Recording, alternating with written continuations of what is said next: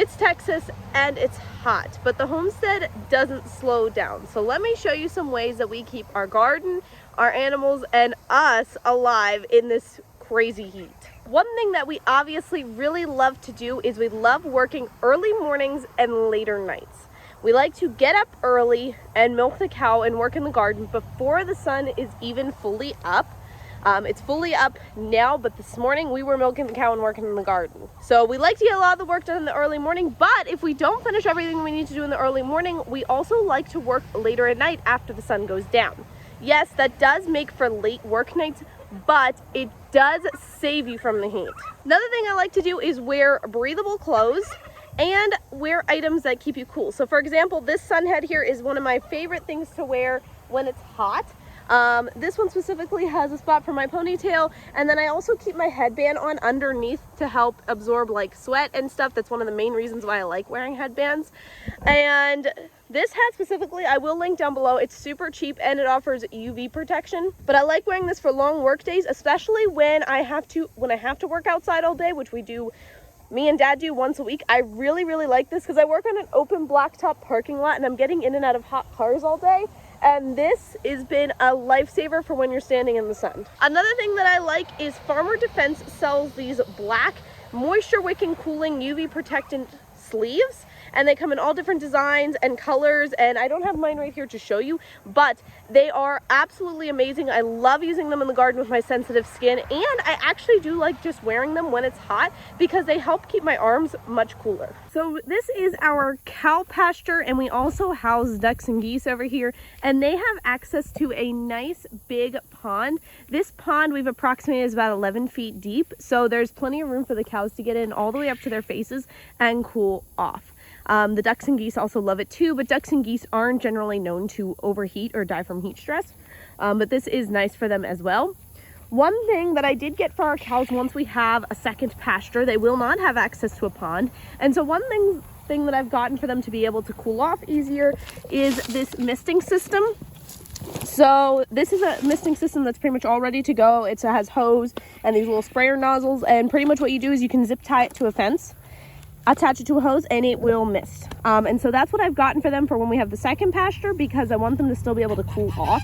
I know a lot of people also use this for horses, and that's specifically why I got this one, because I know it works with livestock. And while the pond has been extremely effective in stopping our cows from overheating, I'm hoping that this misting system will be as effective as well. Let me know in the comments, have you guys ever used a misting system for livestock, and how has it worked for you? I've heard really good things about it, and so that's why we're trying this as soon as we have the second pasture up. Another thing that your animals will love is frozen treats. So there are tons of frozen treats you can do. Some that my chickens really love are watermelon, especially. These girls love watermelon so much. And you don't even have to freeze your watermelon for it to be beneficial for them in the heat. I have a complete flock of black chickens in Texas, and they don't really struggle with the heat more than any other chicken flock does because I provide them with things like this. Another thing you can do is get vegetables and freeze them in a bowl of water, and this will make a nice big ice block that they have to pick apart to get the vegetables out of, and they absolutely love this and will spend hours doing it, while it also keeps them busy and cool.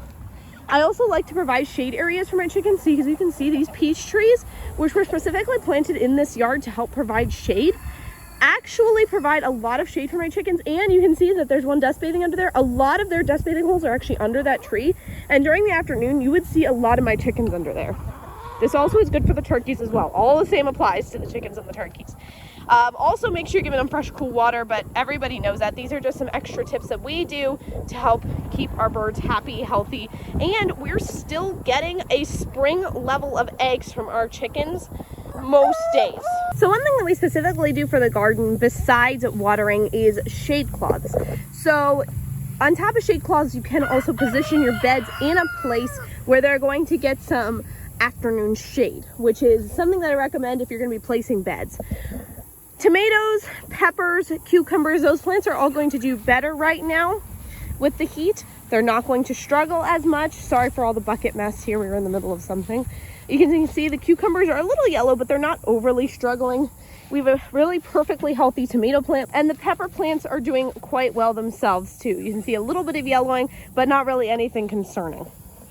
So these plants are going to do much better in the full sun. They don't really mind the heat too much as long as you're keeping them watered. But if you have more sensitive crops, you could go ahead and cover them with a shade cloth. Not only is this going to protect them from some sunlight, but it's also going to actually lower the temperatures. I put a shade cloth in the spring over our lettuce and our potatoes as it started to get hot, and this actually kept them going a little bit longer than they normally would have. Lowering those temperatures on plants like lettuce can stop them from bolting sooner. And potatoes, it'll give them a longer growing time. A lot of times people in Texas tell me that they don't have a long enough time in spring to get big full-size potatoes. I agree, I struggle with it myself. And putting the shade cloth over them really seemed to make a difference. Right now, I don't have anything that specifically needs a shade cloth, but as I start moving my fall transplants out, I will probably put a shade cloth over them. Right now, I've just started them all inside, so I'm not moving them out yet, but once I do, I'll probably put a shade cloth over them because of how hot it is right now. And then on top of watering the garden early in the morning, which is something that I always tell people to do your watering early in the morning, guys. The sun's just gonna ruin whatever water you do if you do it in the afternoon. One thing that I have liked is the solar irrigation setup. So I have this in part of the garden, but pretty much it runs off of a bucket of water and that little solar panel right there. And then this back here, which fell off, is my pump and timer. And so this, let me just stick it back on there, pretty much runs how much water my plants get and how often. I can set the frequency and how long it runs for. And all I have to do is fill up this bucket. And so I really like this setup because it doesn't need anything but the system and a bucket. It doesn't even need to be near a faucet to run, which I really, really appreciate. So I have like 3 of these now in the garden, and they've been handling some of the watering for us. So watering your plants in the afternoon not only really defeats the point of watering because the sun is going to evaporate a lot of that instantly, it also is a way for you to actually burn your plants. So if you get water on the leaves, this is going to cause the sun's heat to magnify on that, sort of like when you're swimming in a pool, why you need sunscreen, right? You sunburn so much easily when you're swimming versus not just being outside, right? So same with the plants. If you get the leaves wet, they're going to be so much more prone to sunburn, and once you burn the leaves, that's going to put the plant under a lot of stress. So I highly, highly do not recommend watering in the afternoon. And then another thing is organic pest control. A lot of organic pest control, like neem oil, should not be sprayed in this kind of heat. What I recommend doing if you absolutely have to use neem oil or something similar is spraying very, very, very early in the morning or at night after the sun goes down. Personally, I prefer at night because it allows it to sit on the leaves all night before that sun comes up the next morning, especially when it's this hot. I highly, highly recommend doing it after the sun goes down if you can. Obviously, drinking for us is important as well, and on top of trying to have like big jugs of water with us at all times, hydration packets and electrolytes are also really good to have. So 2 brands that we really like are Liquid IV, which this one has sugar in it, but you can get sugar-free options, which we like as well. And then Hydrant, which I believe theirs are sugar-free. Both come in many different flavors. Liquid IV has so many different flavors, and Hydrant also has a decent selection of flavors. We like both of them. They don't have an overly minerally taste like some other ones do, and so that's why we like them a lot, because we can also get the kids to drink them if we need to. They seem to work really well, and if we feel like a headache coming on or are feeling dehydrated, these seem to perk us right back up. And then on top of working like early morning and late nights, that also means that we do take midday, most of us anyway, off. If we have to work in the middle of the day in the heat, those people are required to take breaks every certain amount of, every half an hour or every hour, depending on how hot it is.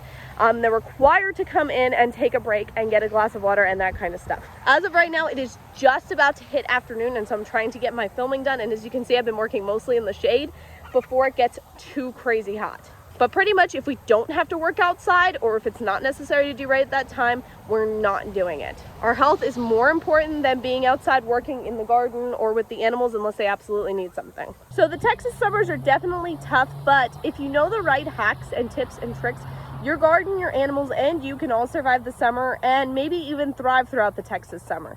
So let me know if there's anything that you specifically do to survive the summer heat in the comments below. And don't forget to like this video and hit that subscribe button.